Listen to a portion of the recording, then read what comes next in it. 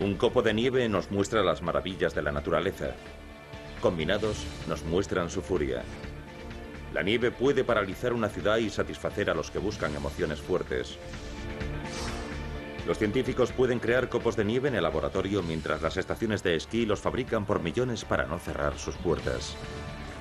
Puede causar una muerte repentina y su fin alimenta una nueva estación.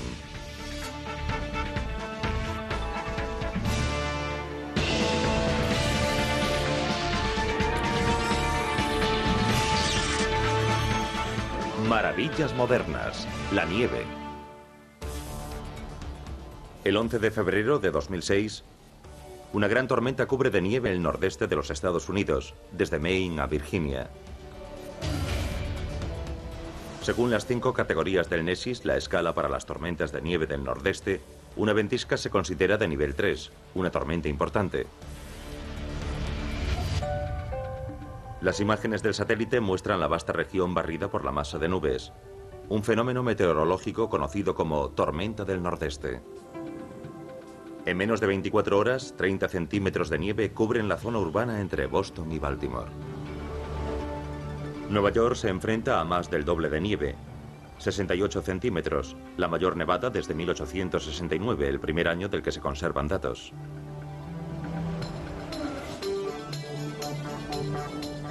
El enorme poder de una tormenta de nieve del nordeste contrasta con las diminutas y frágiles partículas que la componen. En el interior de la tormenta gira una de las creaciones más delicadas y fascinantes de la naturaleza: el copo de nieve. Y su vida comienza con la formación de las nubes. Todo comienza con el aire, que contiene vapor de agua. Tenemos un frente, al menos 2 masas de aire que chocan. Una se eleva sobre la otra y al elevarse se enfría. Conforme se enfría, el agua se condensa del mismo modo que se condensa en las gafas en un día cálido. El agua se condensa en gotas, y de esa gran cantidad de pequeñas gotas están formadas las nubes. Pero para que la nieve se forme, la temperatura del aire en las nubes ha de ser menor que 0. Mucha gente cree que los copos de nieve son gotas de lluvia congeladas, pero no lo son. En ocasiones las gotas de lluvia se congelan mientras caen.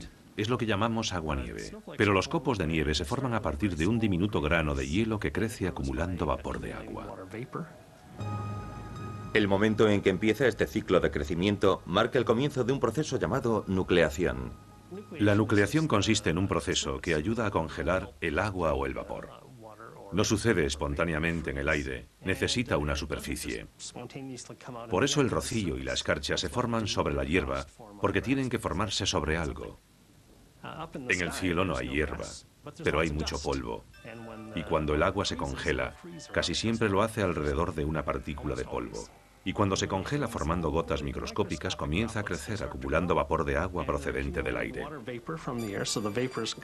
Así que el vapor se condensa sobre el cristal de hielo y no crece uniformemente, se va ramificando. Conforme crece se hace más pesado y es entonces cuando cae del cielo. En su laboratorio, el Dr. Libret puede reproducir este proceso natural y crear sus propios copos de nieve. Comienza con un hilo que sustituye al polvo como núcleo en la nucleación. Aquí es donde hacemos crecer los grupos de cristales, en unas condiciones prácticamente idénticas a las de la atmósfera.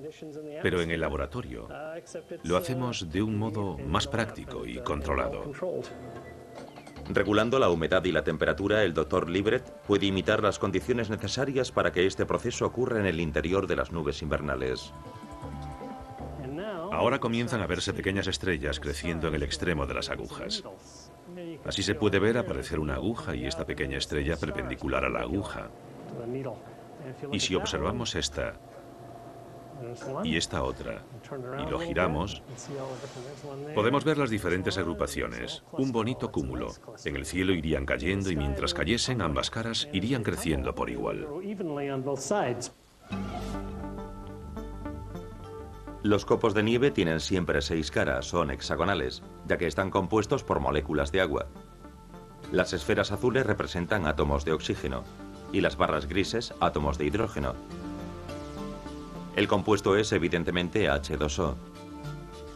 Cuando se congela, los cristales de hielo forman un entramado hexagonal, creando así las 6 caras simétricas de los cristales de nieve. Algunas de las superficies son molecularmente diferentes de las otras, y cuando crecen lo hacen también de forma diferente, más despacio, y eso hace que se formen caras. Como resultado de ello, la forma geométrica de la molécula va conformando el cristal, que es de mayor tamaño, y de ahí la simetría hexagonal de los copos de nieve. La variación de humedad y temperatura a diferente altitud puede alterar el crecimiento de los cristales de nieve. En el torbellino del interior de la nube, los 6 brazos de un copo de nieve crecen independientemente y surgen delicados cristales de los brazos principales. El Dr. Libret clasifica estas variaciones en 35 tipos de copos de nieve y sabe qué condiciones son necesarias para formar cada uno de ellos.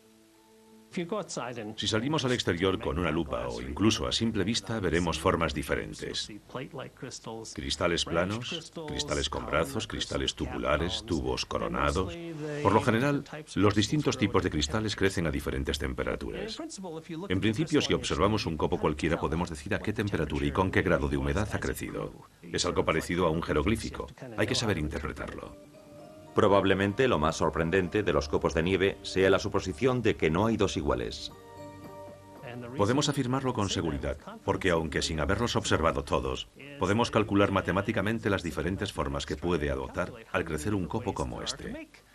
Y no solo hablamos de billones o trillones de formas, sino de billones de veces el número de átomos que componen el universo. Tal es la cantidad de formas que puede adoptar un copo de nieve. Sucede lo mismo con las personas. ¿Se parecen las personas? Bueno, a veces se comportan igual, pero si nos fijamos no existen dos personas exactamente iguales. Nuestra fascinación por los copos de nieve y su infinita variedad de formas se remonta al siglo XIX, cuando algunos fascinados observadores comenzaron a estudiarlos y clasificarlos. Este es un libro que encontré llamado Cristales de nubes, un álbum de copos de nieve editado por una dama. Es de 1805, la dama se llamaba Frances Chickering y era la esposa de un ministro. Le gustaba observar los copos de nieve y solía salir a buscarlos, dibujar bocetos y recortar sus formas. Otros admiradores de los copos de nieve abrieron el camino a científicos como el profesor Libret. Este es uno de mis libros favoritos. Ukichiro Nakaya fue un físico japonés que estudió los copos de nieve principalmente durante los años 30. Nakaya fue el primero en centrarse en la parte científica, en la física de los copos de nieve. El examen científico de los copos de nieve durante las pasadas décadas ha aclarado varios malentendidos. Uno de ellos el relacionado con su color. Si observamos los copos de nieve con detenimiento, vemos que no son blancos, son transparentes como el cristal. Están compuestos de hielo y el hielo es transparente. Pero claro, si observamos la nieve, nos parece blanca. Esto sucede porque tiene muchísimos bordes diminutos que dispersan la luz. Cuando la luz del sol incide en un banco de nieve, la luz se dispersa a su alrededor una y otra vez, y una parte de ella rebota. No cambia de color y lo que vemos es blanco. Claro que la nieve se puede comer.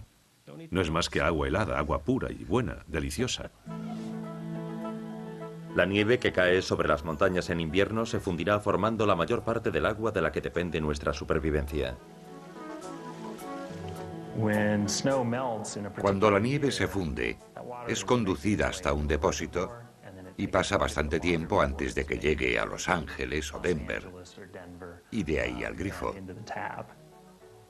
Es importante controlar la nieve, no hay más que pensar que el 80% de un vaso de agua procede de la nieve fundida. La nieve fundida no solo da lugar al agua que bebemos, sino también al agua que riega los cultivos y alimenta las centrales eléctricas. Pero el volumen de agua está cambiando. El calentamiento climático reseca las regiones desérticas y la expansión industrial aumenta la cantidad de suciedad y de contaminantes llamados aerosoles en las nubes en las que se forma la nieve.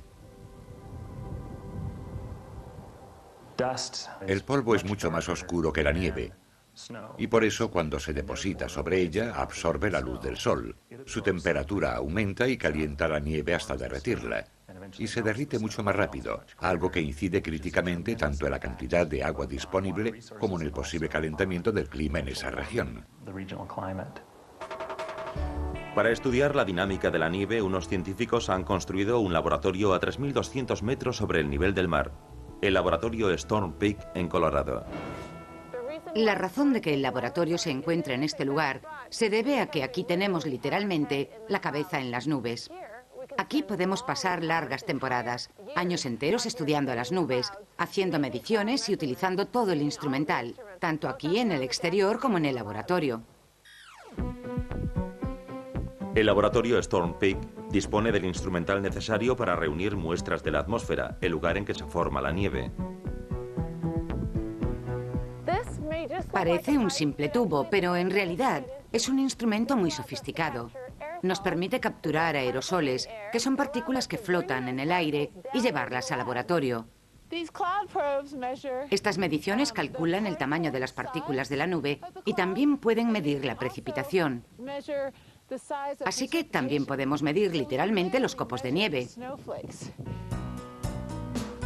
El Storm Peak también dispone de un instrumento único, especialmente diseñado para medir los copos de nieve uno a uno utilizando una cámara de vídeo. Durante las nevadas, abrimos su parte superior. Movemos esto y la nieve cae en la parte superior. Se recoge aquí, cae, y en su interior hay un brazo móvil que se abre según un temporizador y permite que los copos de nieve caigan dentro de esta caja plateada, donde está instalada la cámara. En cuanto todos los sensores, aparatos de recogida y transmisores del Storm Peak están listos, los científicos se dirigen al laboratorio a prepararse para la primera nevada de la temporada. Estar en una cima tiene ciertos inconvenientes. Vives entre la nieve y con vientos extremadamente rápidos, pero esas condiciones nos permiten obtener resultados importantes. Ahora que tenemos el aparato de vídeo instalado en el tejado, podemos controlar la nevada y los copos de nieve. Aquí se está formando uno, aquí otro, aquí están cayendo otros. Mediante este seguimiento podemos comprobar la estructura de los copos que caen. ¿Ven los copos grandes que están cayendo ahora? Un bonito patrón dendrítico. Es precioso.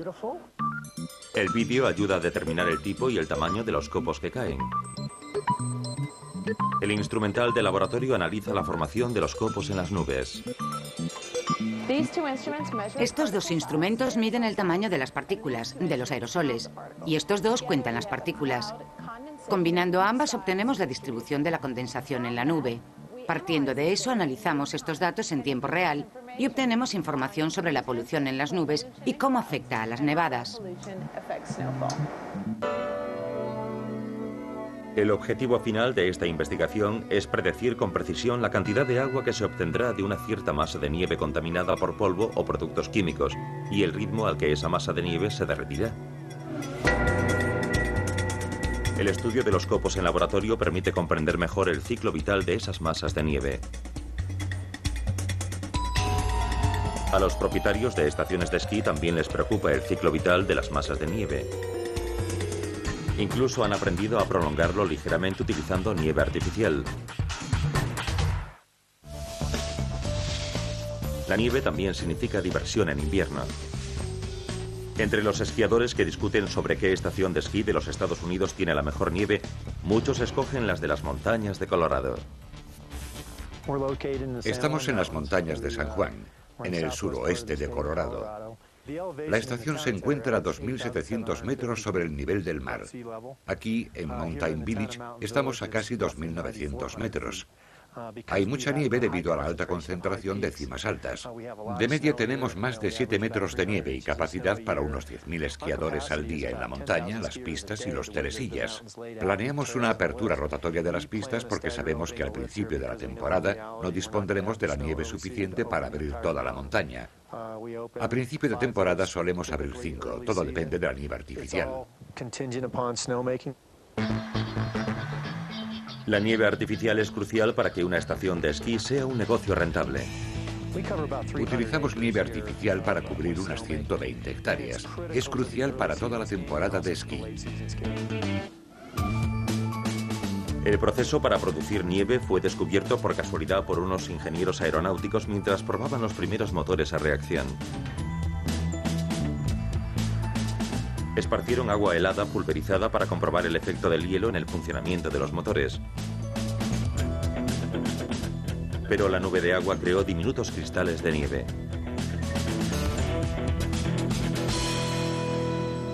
En 1954, un fabricante de esquís obtuvo la primera patente de una máquina para fabricar nieve.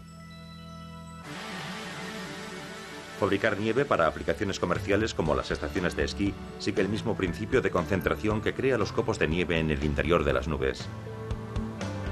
Se hace pasar agua y aire a presión por un pulverizador que lanza un pequeño chorro de gotas diminutas que al entrar en contacto con el aire frío del invierno se congelan formando cristales simples de hielo de 6 caras. El agua y el aire fluyen a los modernos cañones de nieve a través de mangueras de alta presión. Estamos en lo que llamamos el depósito de mangueras. De aquí parten los distintos equipos. Estas mangueras de color naranja que ven aquí son muy parecidas a las que usan los bomberos. Llevamos muchos años usándolas. Su principal desventaja es su tamaño. Tiene un diámetro de 5 centímetros. Cuando está funcionando a 225 kilos de presión es bastante incómoda y difícil de mover. Las estamos sustituyendo por mangueras de 3,8 centímetros. Son más fáciles de manejar. Una sola persona puede llevar más en un solo viaje. El suministro de agua de un cañón de nieve suele ascender por la montaña a través de kilómetros de tuberías, gracias a la fuerza de unas potentes bombas. Esta es la tercera de las 4 estaciones de bombeo de agua, según sube del río a la cima de la montaña. Estos motores eléctricos de 250 caballos están situados sobre bombas Worthington. Cada una puede mover 2.300 litros por minuto a una presión de hasta 330 kilos. Cada una de estas estaciones cuenta también con compresores que suministran el aire a presión a las máquinas que fabrican la nieve. Esta máquina que ven aquí es un compresor rotatorio. Puede producir unos 340 metros cúbicos por minuto de aire comprimido a 43 kilos de presión. A pleno rendimiento podemos producir 7.700 metros cúbicos por minuto. Un sofisticado programa informático controla cada estación de bombeo para equilibrar el flujo de agua y aire que llega al cañón de nieve.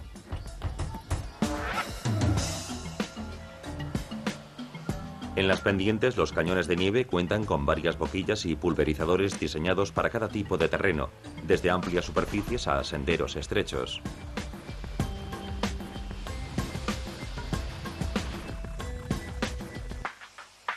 La nieve sintética ha permitido a los esquiadores prolongar su disfrute de las pistas y otra tecnología los mantiene a salvo de la faceta más aterradora de la nieve. Las avalanchas.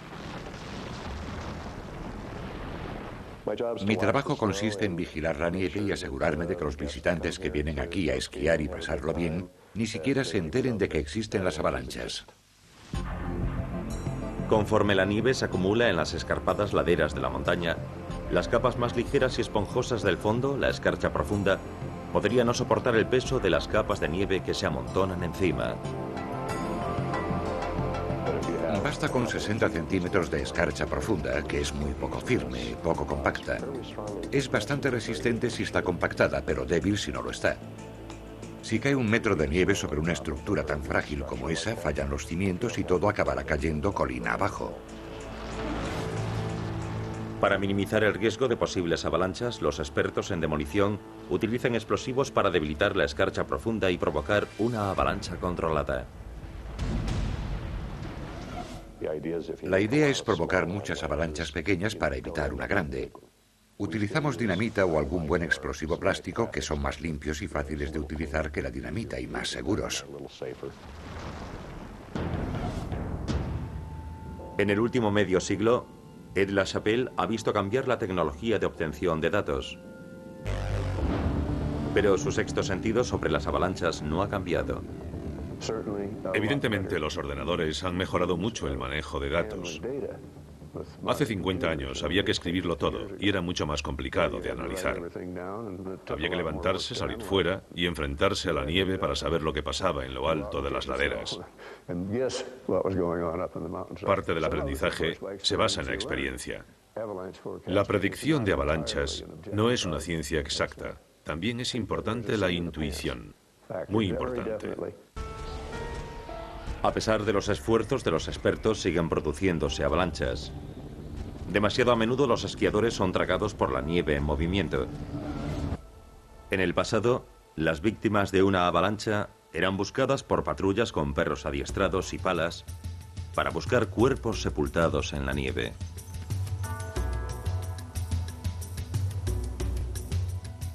Una nueva tecnología ayuda a los equipos de rescate a encontrar rápidamente a los esquiadores sepultados vivos.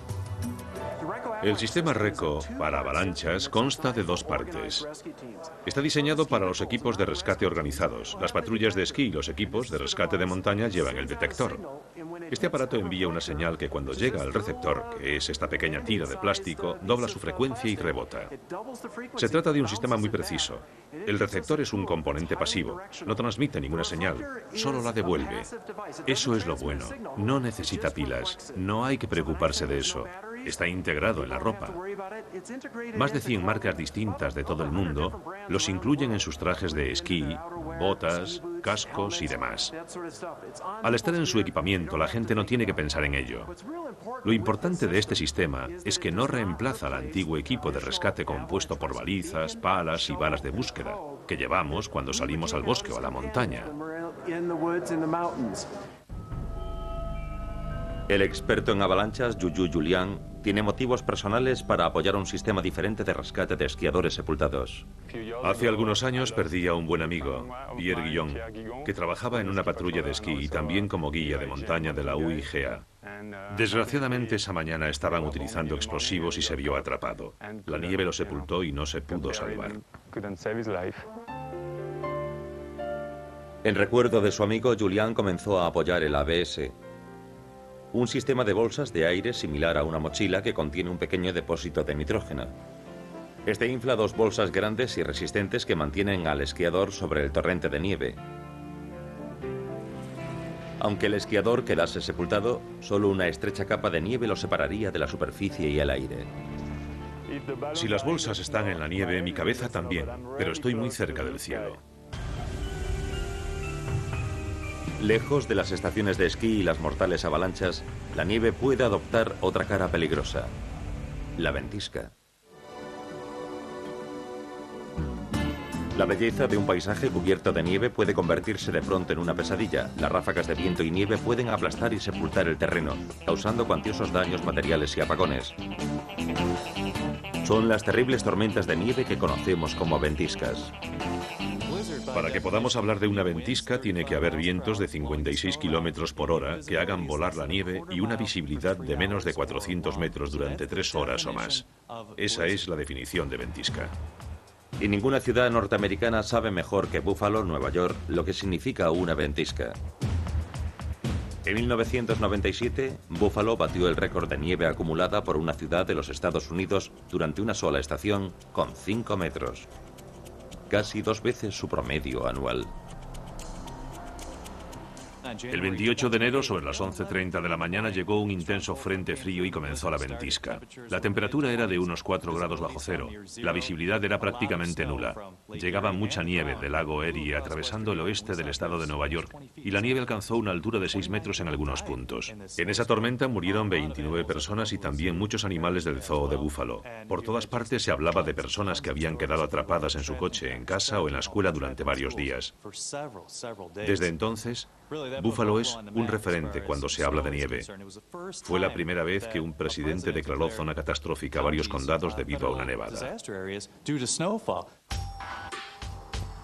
La cercanía de Buffalo al lago Erie hace que pueda sufrir unas nevadas propias de esa zona que afectan también a otras ciudades próximas a los grandes lagos. Es lo que se conoce como nieve de los lagos. El aire frío que procede de Canadá pasa por el lago Erie, fluye sobre las aguas del lago. El aire está mucho más frío que el agua, absorbe mucha humedad y se vuelve muy inestable.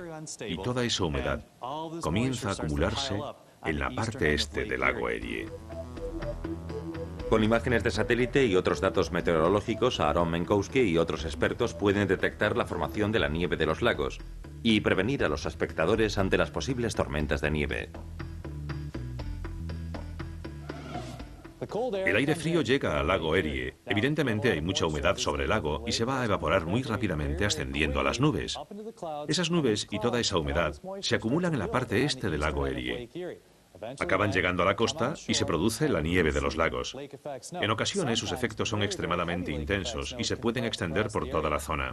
De hecho, la mayor parte de la nieve que cae en el oeste del estado de Nueva York procede del lago Erie. En ocasiones nos encontramos en la carretera con sus efectos, y este es el aspecto que presenta: visibilidad cero. La nieve y el viento reducen la visibilidad, y el cielo cubierto de nubes dispersa la luz y difumina los contrastes.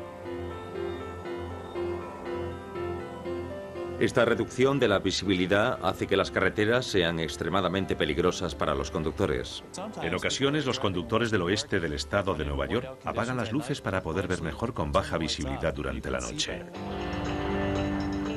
Mantener las carreteras libres de nieve durante estas ventiscas puede resultar un trabajo titánico. Para combatir las tormentas de nieve se necesita un completo equipamiento especializado. El Estado mandó limpiar 55.000 kilómetros de carretera con un coste de 100 millones de dólares. También tenemos equipos municipales que limpian para nosotros. Limpian otros 13.000 kilómetros de carreteras con un coste de 30 millones de dólares. Para limpiar la nieve se utiliza desde hace tiempo una herramienta de probada eficacia: el quitanieves. Instalado delante de las locomotoras, empuja la nieve fuera de las vías y permite que los trenes sigan recorriendo el país. Los quitanieves fueron una bendición para los habitantes de las ciudades, pues permitieron moverse durante el invierno los automóviles que ya atestaban las zonas urbanas. Y hoy funcionan igual que entonces. Se instala una cuchilla de acero en la parte delantera de un vehículo para conducir con ella pegada a la carretera, y la nieve acumulada es empujada fuera de la misma.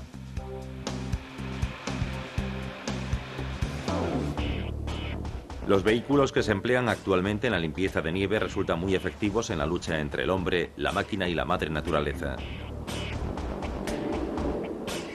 Una de las mejoras aplicadas a los quitanieves consiste en sustituir el acero por otros materiales. Esta se utiliza para trabajos pesados. El quitanieves está hecho de un material más ligero, es menos pesado para la suspensión del camión. Otra innovación consiste en añadir carburo metálico al acero para aumentar la duración de los quitanieves destinados a trabajos pesados. Estos son los que tienen la punta de carburo. Constan de dos cuchillas. La primera es de acero, que es la que vemos aquí, y otra de carburo, que es la que está detrás. Es la que impide que se desgaste demasiado rápido. Normalmente aguantan casi toda la temporada sin que tengamos que reponerlas o cambiar una por otra. Se esparcen materiales naturales para ayudar a mejorar la tracción de los que se atrevan a conducir por las carreteras cubiertas de nieve. Hace años solíamos llevar a un par de operarios en la parte posterior del camión. Utilizando una pala, arrojaban productos abrasivos como ceniza o arena a la calzada. Usaban la pala para lanzarlas mientras el camión avanzaba. Conforme la caja del camión se iba vaciando, se iba levantando y terminaban a punto de caerse y lanzando esos materiales. Descubrimos que el material más efectivo era la sal gema o sal de roca, el cloruro sódico. Esparcimos la sal y se forma una solución salina entre el asfalto y la nieve. Así, intentamos que la nieve no se adhiera a la carretera. La sal reacciona químicamente con el agua de la nieve, se convierte en agua salada, una solución salina que cubre la carretera y forma una barrera bajo la capa de nieve.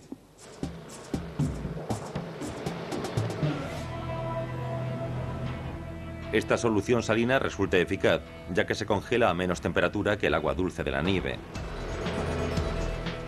La nieve salada se derrite formando una pasta que los quitanieves pueden retirar con facilidad. Esta es una tolva para la sal. Es lo que utilizamos en muchos de nuestros camiones más viejos. Cuenta con una cinta transportadora que lleva la sal hacia la parte posterior y la deja caer en el esparcidor, que arroja la sal por donde la necesitamos.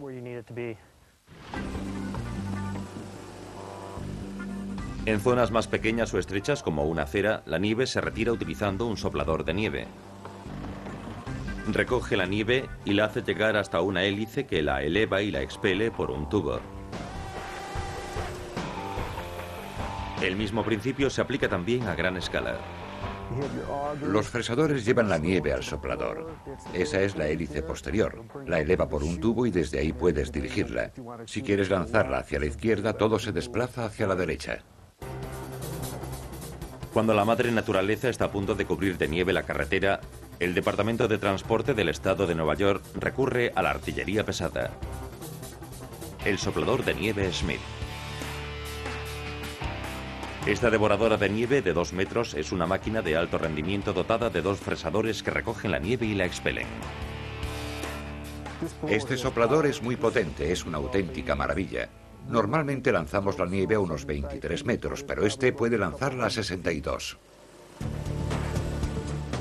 Mientras los expertos de Buffalo se enfrentan a los retos que la nieve plantea en un entorno urbano, los estrategas del ejército afrontan el desafío de luchar en campos de batalla nevados.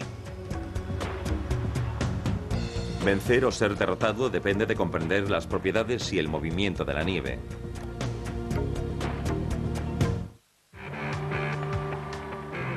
Durante décadas, el Departamento de Defensa de los Estados Unidos depende del CREL, el Laboratorio de Investigación e Ingeniería en las Regiones Frías, en New Hampshire, para evaluar las operaciones militares en entornos nevados.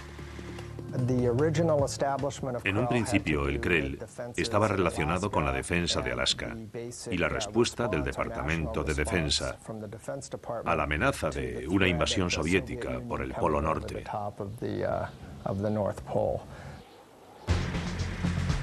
El cometido bélico del CREL no es algo nuevo. A través de la historia, la nieve ha jugado un papel decisivo en las guerras.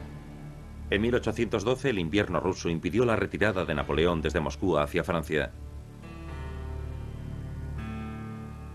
Sus tropas casi no podían avanzar entre la nieve, y varios miles de hombres murieron de frío y hambre. Las campañas militares durante el invierno siempre han resultado problemáticas, y los países con más experiencia en esas operaciones siempre han tenido ventaja. Por ejemplo, los finlandeses pusieron en un serio aprieto a los rusos durante la Segunda Guerra Mundial debido a su mayor movilidad sobre esquís. Así pudieron hostigarlos y evadirse. Los rusos, por el contrario, contaban con su equipamiento pesado para vencer utilizando la fuerza. No pudieron hacerlo.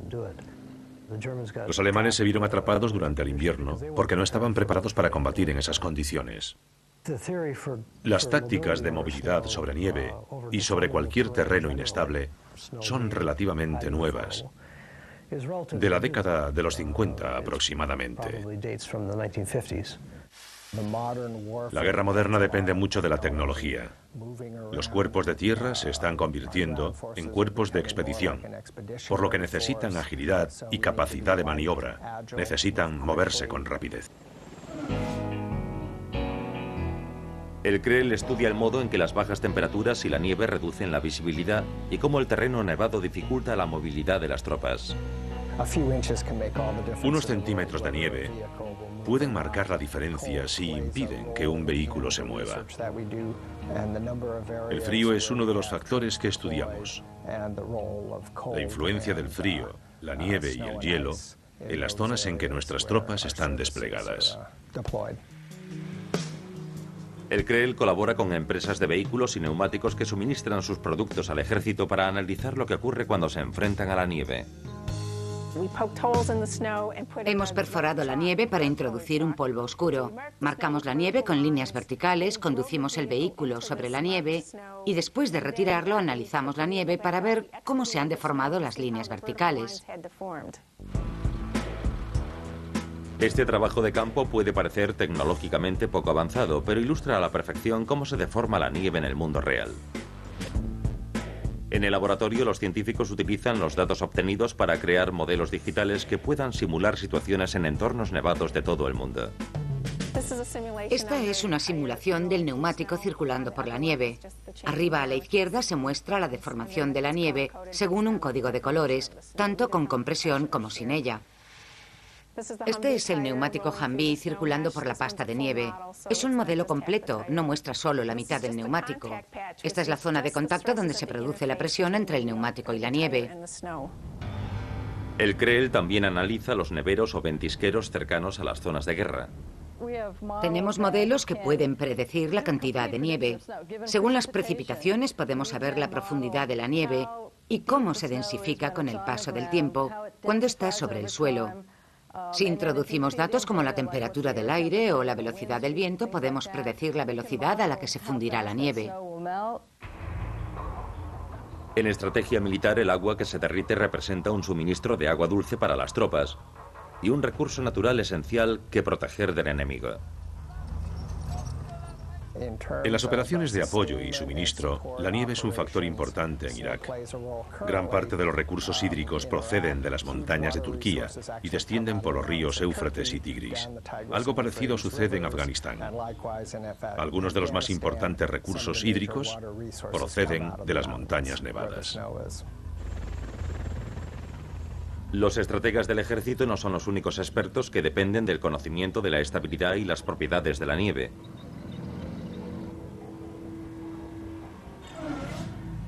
Los nativos del Ártico utilizan sus conocimientos para construir refugios. Y hay artistas que los aplican en crear esculturas exquisitas.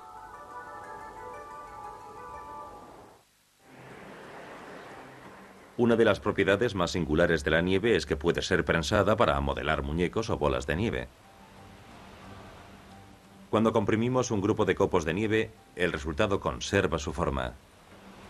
Cuando se juntan muchos cristales de hielo, se adhieren. Se trata del mismo proceso que ocurre cuando hacemos una bola de nieve. Empujas los cristales de hielo unos contra otros y se adhieren. Cuanto más calor hace, más rápido ocurre. Así que si hace mucho frío, no podrás hacer bolas de nieve. Cuando se comprimen los copos de nieve, se forman huecos y espacios dentro de sus estructuras hexagonales. Esos espacios contienen aire, y cuando hay aire dentro de estructuras sólidas, actúa como un aislante natural. La nieve es un buen aislante. Si te encuentras atrapado en medio de ninguna parte y necesitas ponerte cómodo, excava un agujero bajo la nieve. Es lo más aconsejable, como quedarse en el coche. La nieve es un buen aislante porque contiene mucho aire, como las mantas. En las regiones más frías del planeta, dar forma a la nieve para usarla como aislante resulta esencial para sobrevivir. Si vives en el Ártico, la nieve forma parte de tu vida. La nieve cubre el suelo durante la mayor parte del año. Puedes utilizarla para construir una casa o puedes utilizarla para aislar tu casa si está hecha de otros materiales. Ninguna cultura tiene más experiencia en esta aplicación de la nieve que los nativos del Ártico, los Inuit. La película de 1922, Nanook el Esquimal, de Robert Flaherty, es un valioso documento sobre la vida de una familia inuit y el modo en que utilizan la nieve para sobrevivir según sus tradiciones.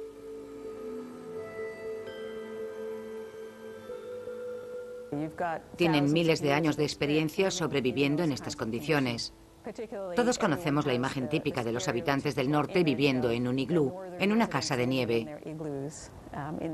Lo primero que hay que hacer para construir un iglú es encontrar la nieve apropiada. No es la misma nieve pesada y difícil de retirar de los caminos. Se trata de una nieve fina y ligera, en forma de polvo. No cae en grandes cantidades, pero flota por el aire y se acumula en montones que parecen grandes y profundos. Pero en realidad no son tan grandes. Se necesita nieve fina, reunida por el viento, que se pueda cortar en bloques. Para cortar los bloques de nieve, los inuit inventaron una herramienta muy especial. Este es un cuchillo para nieve, un típico cuchillo inuit para cortar nieve. Se remontan a hace más de 1000 años. Está hecho de hueso de ballena. No termina en punta porque estaba diseñado específicamente para cortar nieve. Los bloques que se utilizan para construir una casa pueden ser bastante grandes. Pueden medir 60 centímetros de largo. Y un cuchillo como este no sirve para cortar un bloque de 60 centímetros de largo, pero sirve para cortar los bordes, para cortar la forma del bloque. Los hombres que construían los iglús, porque solían ser ellos, comprobaban el tipo de nieve Encontraban una zona de nieve acumulada por el viento y dispuesta en capas, y escogían una capa del grosor necesario. Comenzaban a cortar los bloques y los disponían en espiral, haciendo un círculo. Iban puliendo los bloques que cortaban para que se orientasen hacia el interior del iglú. Así iban formando el arco, la cúpula. Un iglú es en realidad una cúpula. Se sostiene por la distribución del peso entre los bloques que la forman.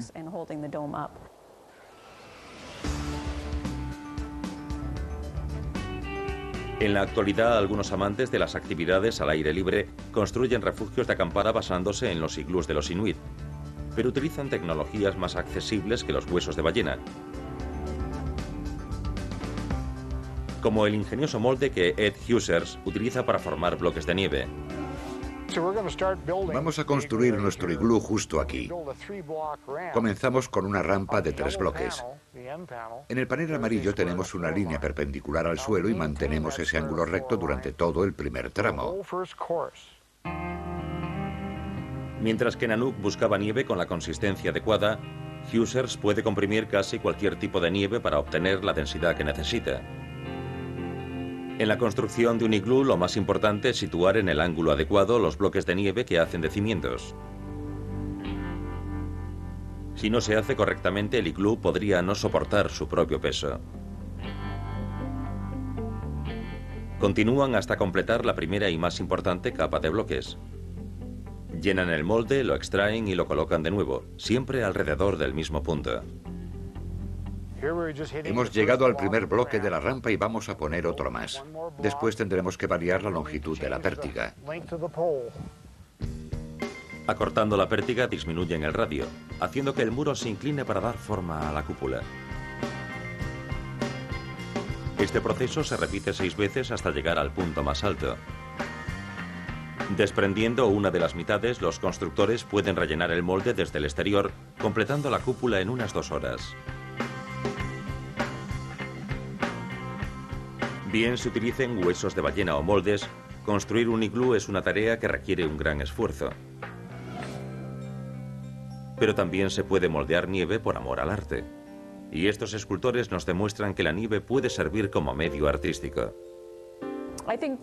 Los que moldean esculturas de nieve utilizan una mayor variedad de herramientas, porque pretenden plasmar muchos más detalles y además suelen intentar hacerlo en mucho menos tiempo. Estos artistas pueden crear formas complejas y curvas comprimiendo la nieve y retirando cuidadosamente la sobrante sin poner en peligro su estructura. Si pretendes esculpir en la nieve, has de conocer sus propiedades para lograr que permanezca estable. La nieve es diferente de cualquier otra forma de precipitación. Puede ser manipulada para proteger o alimentar. Esta sustancia tan especial presenta muchas facetas en el planeta Tierra. Es fuente de belleza, desolación, diversión, vida.